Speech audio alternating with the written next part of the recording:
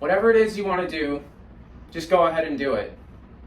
Even if the odds say that it's impossible, that it statistically cannot be done, just do it anyway. Why, you might be asking? Well, that's because you have already overcome insurmountable odds. You're alive. Statistically speaking, you and I should not be here. That's insane. Now, where does inspiration come from? Is it the usual phrase that we hear,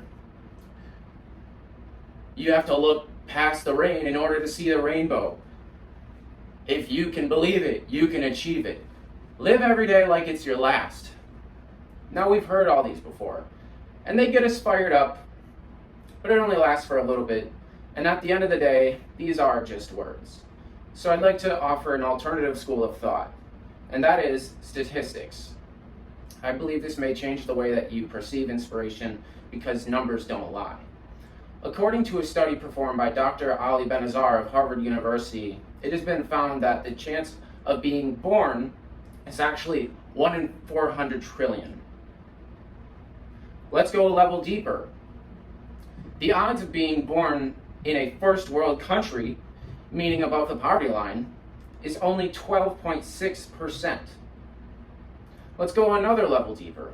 Even after one has beat all of those odds, one may still encounter additional odds that must be beat. And we can inherit disadvantages of all shapes and sizes. One that I have inherited is epilepsy. Only 1 out of 26 people live with epilepsy. That's a 3% chance.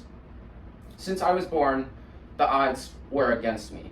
My physical and mental capabilities, as well as my independence and financial freedom, were greatly altered.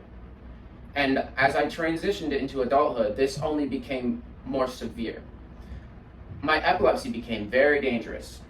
I was having seizures in public places, even had seizures while riding my bike in traffic, and even had a seizure in the water. So my physical capability was severely altered. As a result of all of those seizures, I had a muscular damage that affected the entire left side of my body.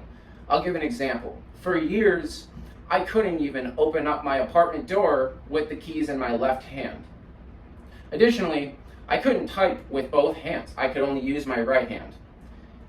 Additionally, due to my medication, I was passing out at the middle of the day, falling asleep entirely against my will. So this speaks to my physical incapability. And because of that, it was impossible for me to find a job, let alone hold a job. I was not physically capable. So now I have been severely altered in terms of being able to grow my career. Consequentially, I was not able to rely on a steady income to then afford my medication and all of the treatment necessary to overcome my epilepsy. So I entered this vicious cycle of physical incapability as well as financial constraint. So it seemed impossible to overcome those odds and hopefully someday live a life outside of overcoming my epilepsy.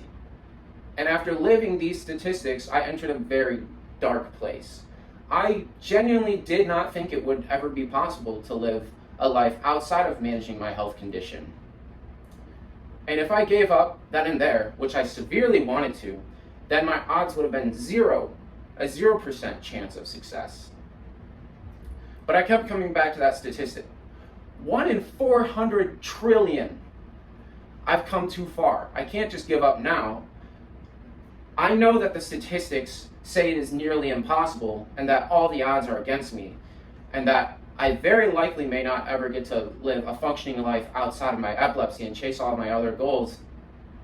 But like anything else, there's still a chance. No matter how small, there is still a chance. So I accepted those odds and decided to do everything within my limited capability to hopefully make my chances a little better, to continue beating those odds. I became a yoga instructor so that I could learn how to achieve some sort of inner peace, mental and spiritual balance, as well as managing the fear that I may have a seizure. More on the physical side, I started doing physical therapy, occupational therapy, as well as going to the gym religiously. I turned my diet around entirely. I stopped drinking alcohol and stopped eating foods with sugar and saturated fats, everything that I could think of. Now keep in mind, none of this guaranteed my freedom, my increased physical capability, and financial constraint. These were just things that added up the potential success. Additionally, there was the medical side of things. I had to continuously take new medication in hopes that it'll help manage my seizures and the seizure frequencies and the severity. On top of that was the financial side of things. In order to afford this medication, I had to learn the healthcare industry inside and out. And over the years, these things started to pile up, and I was able to beat the odds. You might be wondering, how did you beat the odds? Well, I'll tell you this. When I walk into my apartment door, I use my left hand with the keys in it to open the door. And I also type with both hands. My left hand is getting some action now. So, I want you to know that though we will always have some sort of inherited disadvantage, our back is always going to be against the wall. But remember, you are 1 in 400 trillion. And no matter what the odds are, even if it says they are impossible, I'm confident you can beat the odds.